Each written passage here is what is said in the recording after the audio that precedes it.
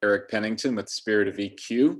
Welcome to the EQ Wednesday, our series of times together during the midweek for some EQ learning. And what we're going to talk about today is going to be around EQ and comparison. So I wanted to start with a brief interview that I found with Ian Cron, who is a thought leader, writer, author. He's got a lot of things in his background. Most of you might know him from the Enneagram and his book, The Road Back to You, which is a fabulous book. I highly recommend that. And he is just a fabulous guy, and he's got some very interesting thoughts around the ideas of comparison and the Enneagram, and I think it applies into what we're talking about with emotional intelligence. So with that, we'll go ahead and share that with you, and then we'll have some discussion afterwards accordingly. I don't know. Like there's certain numbers on the Enneagram where I even remember taking some strength stuff back in the day and with some team, and my buddy scored this way, and I'm thinking, oh God, I wish I had strategic in mind. I'm just not that strategic. Or I wish I had achiever, whatever it is. And I think there's so many of us, I know in my story, that just wrestle with value and wrestle with comparison. And I see someone that can speak eloquent, or I see someone that can write better songs. We're living such a comparison culture. Talk about that a little bit in terms of being able to embrace who God's called us to be, but also being able to fully enjoy other people's gifts without feeling the trap of comparison. Yeah. One of my favorite stories of all time is about the British in India during the colonial period. So late 19th century, mid 19th century. The British decided that they were going to build a golf course in the middle of like Calcutta. I'm not sure where it was, but right in the middle of India, they're going to build a golf course for themselves, right? And so they succeed. They build this golf course. But what they didn't bake into their calculations was the monkeys. Okay. So every time they hit a ball down the fairway, a monkey or two would run out and grab the ball and run away. I just run away, right? So they, these irate Brits are like, well, we want to do something about that. So they start to trap them, right, and try and take them, relocate them, right? They built walls. I'm not sure why they didn't know that monkeys climb things, but and that didn't work. And I'm sure that I think they eventually began to, try to eliminate the monkeys altogether, which didn't work. So they eventually wrote a rule into the course rule book for the club that said you have to play the ball where the monkey drops it. Now, I just think that's true of life. Yeah, you got to play the ball where the monkey drops it. Right now, some people in life have steeper stairs to climb. They have harder childhoods. They have difficulties, often traumatic. And life's undemocratic. It's not fair. But you play the ball where the monkey drops it. That's my experience in life. And whether it's 10 feet from the hole or in a sand trap, you got to play it where it's dropped, right? And that will be your journey. In terms of the comparison thing, I think knowing that helps diffuse the sting a little bit. Want to know the story? Yeah, I love them. All right. I was running a marathon. I was 40. When I turned 40, my wife and I decided that, let's run a marathon together. I don't know why we thought that would be an age of marriage. Yeah, it nearly ended my marriage. Right. My wife. The story doesn't end well. No. Actually, okay, good. I can tell you how it ends. Anyway, so this was the Rhode Island Marathon, and the day of the race, I misread the weather. I didn't layer correctly. The temperature was supposed to go up during the race, but instead it dove. And so it went from like 42 at the front of the race to about 34. Now, my wife, of course, came utterly prepared, right? I'm out there,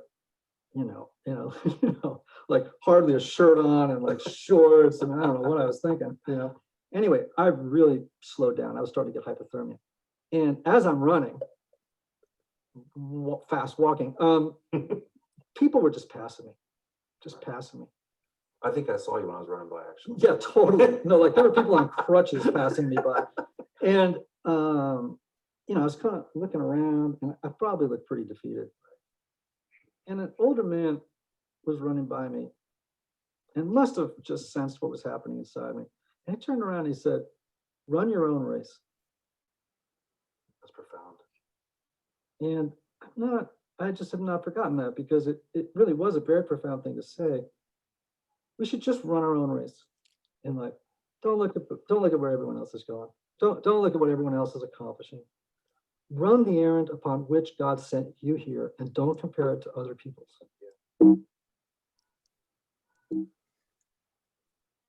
All right. So as I come out of my share here, and I apologize if some of that was buffering on you, but hopefully it'll come out on the recording better as well. So I think that's just a fabulous, fabulous example of what I think a number of people grapple with. And I know I have in certain fronts as well. Would you like to share it all? Is there anything that comes to mind of a time maybe when you dealt with comparison, or maybe even some observations from what you heard in the video?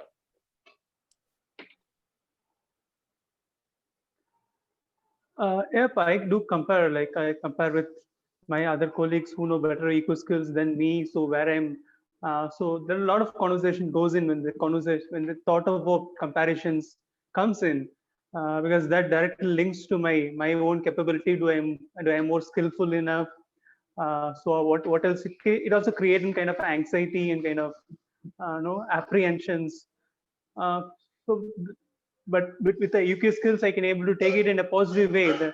But still, that grapples the conversation about many people in the field. Now, when I going to develop my skills for equal to them? So those kind of conversation comes in as when this topic of comparisons came in. Yeah, that's great, and a great observation, I should say. And I know for me, one of the areas that I can find myself doing it, and it's kind of it's similar to what yours is, but it's a little bit further removed, and that is inside of social media, specifically places like LinkedIn. I don't so much deal with it in Facebook, or boy, I'm trying to remember all the different social media outlets, Instagram or that kind of thing. But for some reason, LinkedIn can do that, and it's very it's very subtle, and it can creep up within you. And again, we're going to talk about emotions here, and how we can use the competencies and emotional intelligence to kind of help it a bit. But have you found a method that you've used to sort of calm some of that anxiety, angst, or anxiousness that comes with it? Yeah, so I use that emotional auditing to check it, what I'm thinking right now, what I'm feeling, and so just to break it from my emotional point of view to link it to my logical point of view, to prefrontal cortex. So it's kind of calms down my restlessness, but that based on, but somewhere it is still there, not able to like fully. It's not like completely gone from my physiology or from my psyche. Exactly. But I can able to find a way to deal with it then and there. It's just ongoing. That's a great point. And I think, and my reference point being here in the United States, sometimes we're very driven to, like, we have to fix it. You fix it once and for all, and then you won't deal with it anymore. But I like your point that these things are ongoing, and I know that I've had this conversation in other sessions where we discuss neural pathways and the idea about how those are built, and building new ones, and mastering the old, or whatever. And I'm in the camp, I guess, that believes that you don't, the old neural pathways don't go away.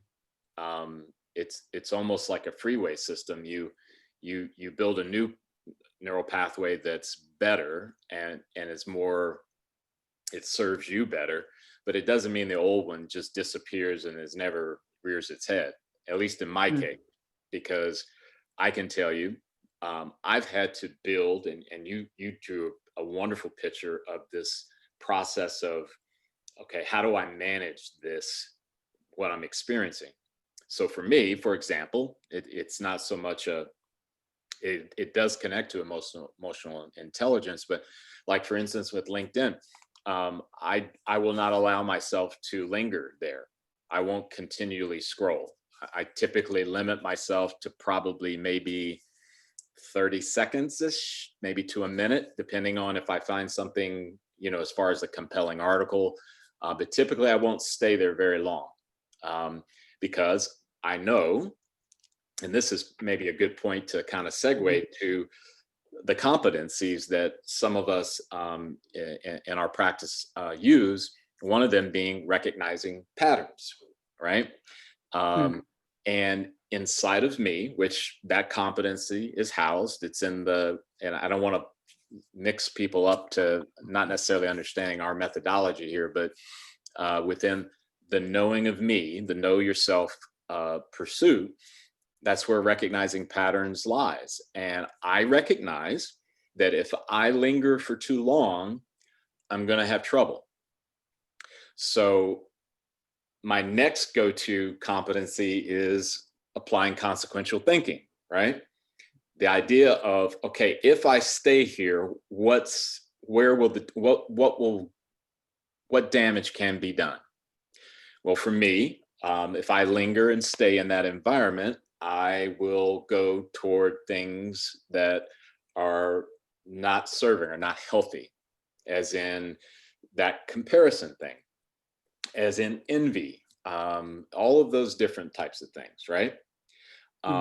So in combining the recognizing the pattern, then going to applying consequential thinking, I make a better choice, a better decision, which is, okay, 10, 15, 30 seconds, it's time to move on to other things. And then a last thing that I think is important, and I don't know if it's the same for you in India, but here in America, we don't do a very good job with self-empathy.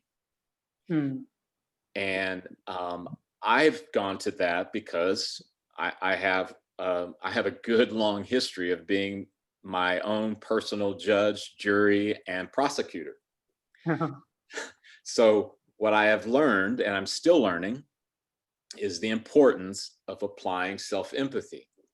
So I don't have to beat myself up because I didn't do X and do Y and do Z. I always want to be held accountable, but I can also remind myself that I'm not perfect and I'm not designed to be mistake-free.